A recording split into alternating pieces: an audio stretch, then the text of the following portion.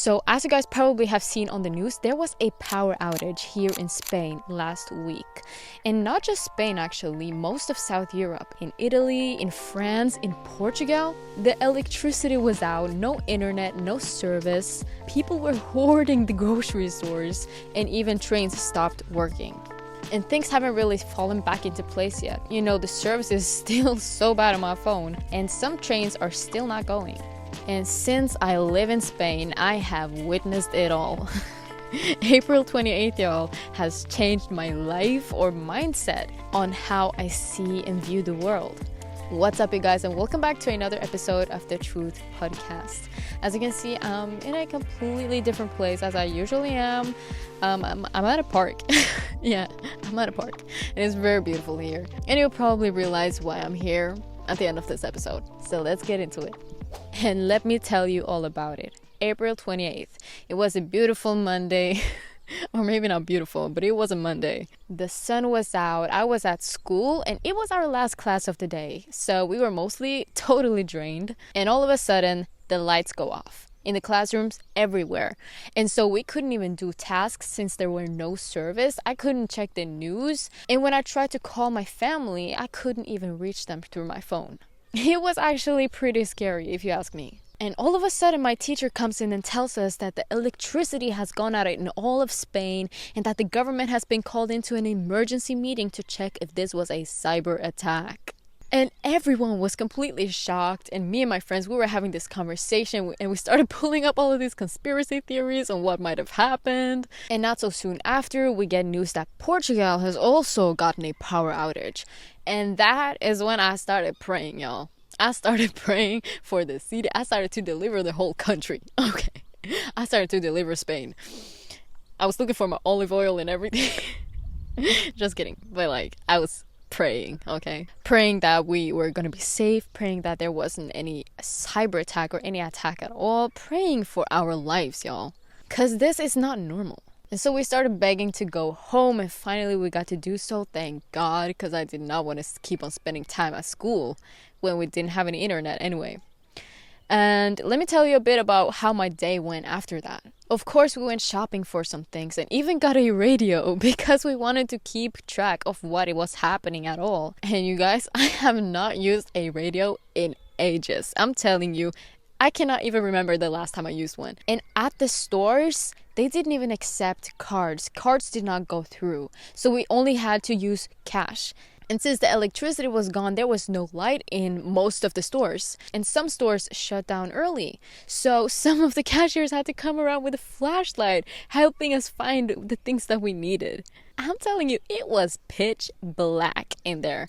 I could not find anything. And you know, when we got home, we could not cook any food because the stove, it did not work. The oven did not work. Microwave, obviously. And so we had to bring forward the gas cooker, okay? We had to use a gas cooker that time. And it was pretty pleasant. You know, had to read instructions and everything. I was camping outside of my house. That's what it looked like.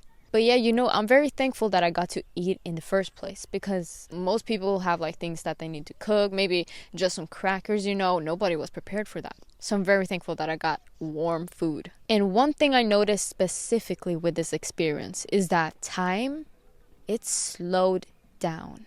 And everything from that day, it just feels so clear to me.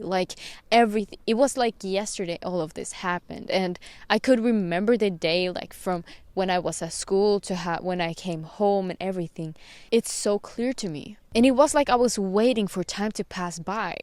It went so slow that I even went to bed at 9 p.m., which is not normal. You guys, I do not sleep at 9 p.m. And normally we complain about how time flies. It goes so fast. Everything we do is just... it flashes through our eyes. But no, y'all. April 28th, on April 28th, everything slowed down. And I could see most of my neighbors outside having a good time. And you know, it was so cute witnessing all my neighbors sitting on their balconies with little candles and playing cards and stuff, laughing. It was so funny because I've never really seen so many do that before. Most people are pretty much locked up in their house or busy on their phone or something else. you know? And you know, the next day we got our power back, so I got to see what other people experienced. And when you see videos from Barcelona or Madrid, Seville, you can see how people, they were just connecting with nature, connecting with each other, living life, just enjoying the moment, you know? And though the day didn't exactly go as planned for everyone, you know, everybody was on survival mode, that's for sure. But people were still in a good mood, dancing, singing, chilling, and caring and sharing, you know. But for some people, unfortunately, this was like a horror movie. I heard stories of others not being able to get home because the GPS did not work, and so they couldn't find their way home, and they were stuck outside all night in the dark. And the trains, they just stopped in the middle of nowhere, so they had to sleep in big halls. Some were even stuck in elevators, and nursing homes and airports were probably not having the best time. So you know, it wasn't really nice for everybody. And I hope that everyone who got negatively affected by this experience in this day are okay now. I truly hope so. But overall, the experience, what we got to experience that day, the fellowship, slowing down, connecting with others, connecting with nature, it felt like a blessing from God. It was like purpose was found again. And it made me realize how it really is that stupid phone. It is this thing. This is the problem. There is a battle between two worlds, the digital world and the actual world, and both of them are fighting for your attention. And on April 28th, the actual world truly won that battle. It is that phone, it is that screen, it really is that laptop or iPad. Technology is the real problem, and especially when you use it wrong, which we do 99% of the time. God was really calling us to reconnect with reality and to not be caught up in this consumption mindset 24/7. And I know that it is hard because we have all grown into this habit of doom scrolling, of overstimulating our brains to consume 24/7, to consume until we get this dopamine hit. But God is calling us to take a moment, to stop and to take it all in. To take in the beauty of the world that God created, not what mankind created. Reconnect with your purpose because the spirit is willing but the flesh is weak. And I remember coming upon this video of someone saying that the body is suicidal. And that is so true. The body is suicidal. At first glance, the body seems like it is wired for survival. You know, repairing cells, fixing wounds by itself, fighting disease. But if we look a little deeper, it often behaves in ways that are self-destructive. The body, it craves what destroys it, constantly looking for salt, for sugar, for fat, and never getting enough. Our body just wants to feel good and hate it when we work out and stay healthy. And it just wants to lay down in bed, doom scrolling all night until we get this dopamine hit. Our bodies looks at survival as a threat and loves temptations. And that is why Jesus says that the spirit is willing but the flesh is weak. And he says this in Matthew 26, verse 41, where Jesus is speaking to his disciples in the Garden of Gethsemane. And he asked them to stay awake and to pray, but they keep on falling asleep. He says, watch and pray so that you will not fall into temptation. The spirit is willing, but the flesh is weak. The spirit is your higher self. The part of you that wants to do what is right, live in purpose, live for God, and to stay disciplined. But the flesh, it is your lower self. The lazy one, the impulsive, the comfort-seeking, and the one who just wants to listen to the temptations of the world. And later, self-destruct. So when you feel that pull between trying to live healthy, but constantly falling back into unhealthy habits and temptation and sin, you are literally living what Jesus warned us about. Your body, your flesh will always try to drag you down. And so you gotta keep the spirit in charge. Be in the spirit. Live in the way that God has given you, the way he intended you to live. You know that life we experienced on April 28th. I have not experienced a day like that since I was a child, for I am a part of the generation who was the last to experience life without technology. A life where we were always outside, playing, talking, having fun, being creative, and experiencing life to the fullest. It was like going back in time, and it made me realize what an illusion we are living in. I felt the true impact of what living behind a screen really is like. And I saw how bad it actually impacts us. Truly, I tell you, it is bad. And it feels like a prison because you feel the urge to pick up your phone all the time, to watch that series and to put on the TV and watch the news. You're always wanting to consume. But on that day, it was impossible. Even connecting with people from around the world was impossible, which we do all the time by commenting, by posting TikToks and Instagrams. I could not talk to you guys. I could barely text my best friend. And I was sending this video of me cooking, literally camping outside my house and cooking on a gas stove, and it couldn't send. And when this happened, it felt like the world was empty. It was hard to figure out what to do next because you're so used to just sitting down and scrolling. It made me see the reality of technology and how it has destroyed our brain, our creativity. We call this like this beautiful modern world, but in reality, this illusion, it is a dangerous world. It was like God took off this veil from my eyes to see the two worlds that are fighting for our attention. And to see that the virtual world, it is not secure at all. It is like a balloon filled with water. And with a pinch of a needle, the balloon pops. In the water, it is all gone. Just as with the click of a button, technology can be gone. Electricity, gone. Social media, gone. Video games, gone. The news, gone. The life that we know of is just gone. We woke up to the real world that day. Like we fell from 5th floor to 1st floor in 1 second. I felt like my ancestors, bro. I really did.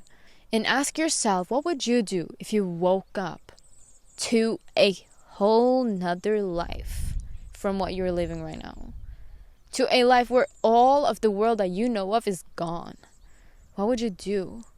How would you survive? That was what came to my mind, and it got me thinking of how our ancestors lived, you know? It got me thinking way back. It made me realize how we have been completely ignoring the real life for all of these years. That we have lived a fake life that can be gone within a minute. And when it's gone, many of us will be helpless.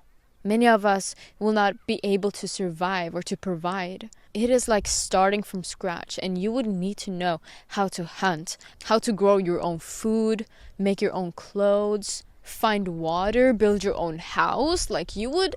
And we don't know any of that. We don't know how to do any of that right now. None of us do. 99% of us only rely on machines and technology and other people to do that. And that 1% of people to do that for us.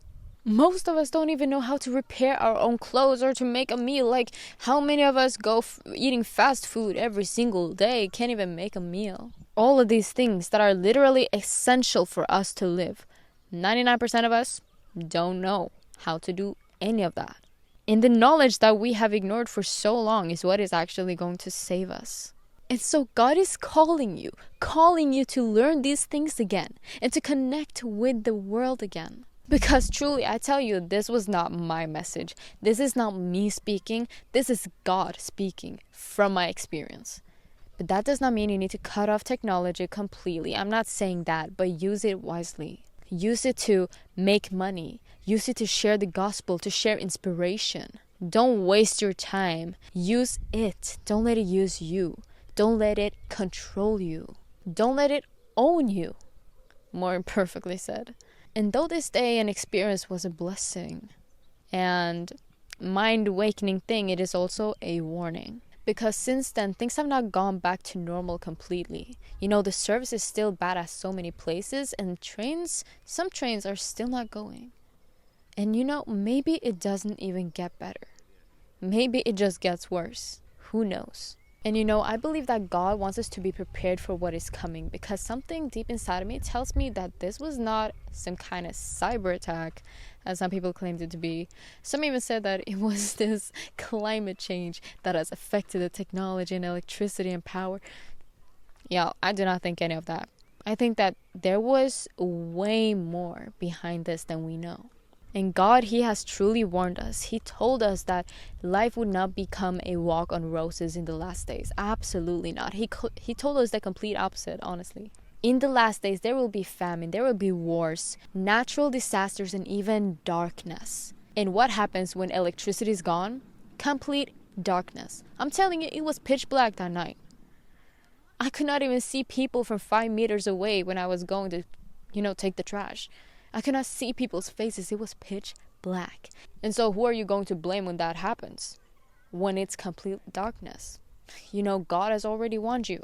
So be prepared. Take that warning and take this sign.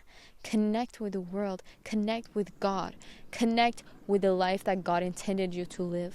And I've been starting to think of that. And I've even tried learning how to sew my own clothes because I want to learn these skills and how to survive on my own.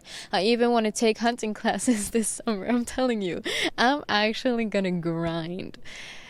So I will not take this message for granted because I feel like God has also been speaking to me, So honestly, start to learn how to survive. God bless you guys. And obviously you can see I'm not at the normal spot I usually am at. I'm at a park and it's very beautiful, very peaceful, and I love it. You see, I'm connected with nature already. I'm not taking this time for granted. So I hope you won't either. Now God bless you guys, and I'll see you next Wednesday for another episode of the Truth Podcast.